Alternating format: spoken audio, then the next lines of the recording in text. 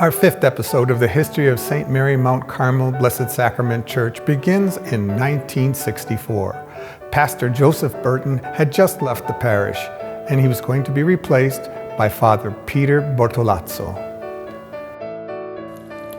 With urban renewal, many former residences in the church's neighborhood had been replaced. With assimilation into the community, families were also moving out of the inner city. Despite these developments, the parish community remained faithful and strong. The next big change coincided with the 75th anniversary of the church. Bortolazzo oversaw the installation of terrazzo flooring, new pews, new granite steps at the entrance of the church, and modern lighting. A complete restoration of the interior of the church's beautiful artwork was undertaken as well. With the Second Vatican Council, under the leadership of Pope John XXIII, directives were issued forth dictating a new focus for the celebration of the Mass, with the celebrant facing the congregation and speaking in the vernacular of the congregation. Under Father Bortolazzo, a new altar of sacrifice was installed. Father Bortolazzo remained at the parish until 1973. After a pastorate filled with liturgical changes and building renovations. Our next pastor was Father John Corraro, who took on the leadership mantle and continued the legacy of additions and pastoral care.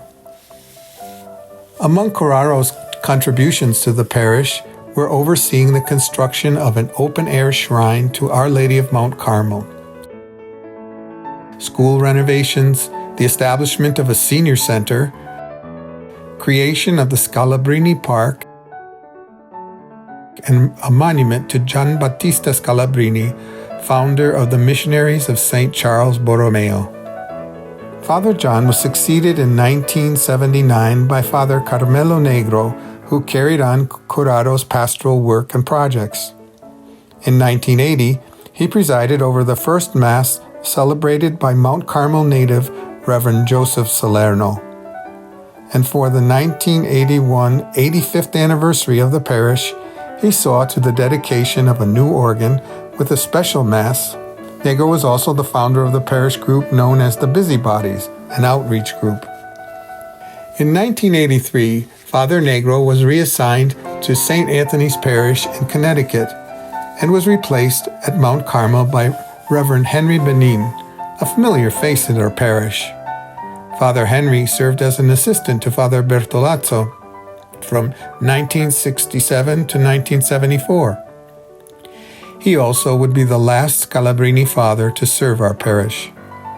Father Henry came on board at a critical juncture to the history and life of our congregation. The Diocese of Syracuse had adopted a school consolidation initiative. Our beloved school was to close, despite the good fathers and the parish's valiant efforts to preserve it. Along with the school, the convent, which housed the teaching sisters of St. Francis, who had so faithfully served our children for 80 years, was no longer needed. In fact, the number of women entering into this vocation had been flagging for quite some time. Father Benin was quickly successful in working out an arrangement with Professor Philip De Novo, president of the American Italian Cultural Association, to lease the convent building as an Italian cultural center. Benin's devotion to catechetical studies inspired him to rededicate the school building as a faith center for religious education, Bible studies, and faith-centered groups.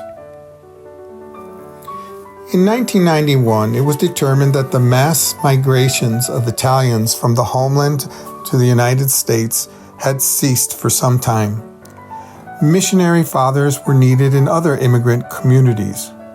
Father Henry was reassigned to another parish to administer to the Hispanic population.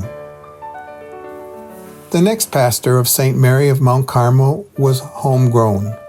Reverend Joseph Salerno was the grandson of Italian immigrants who had settled in Utica.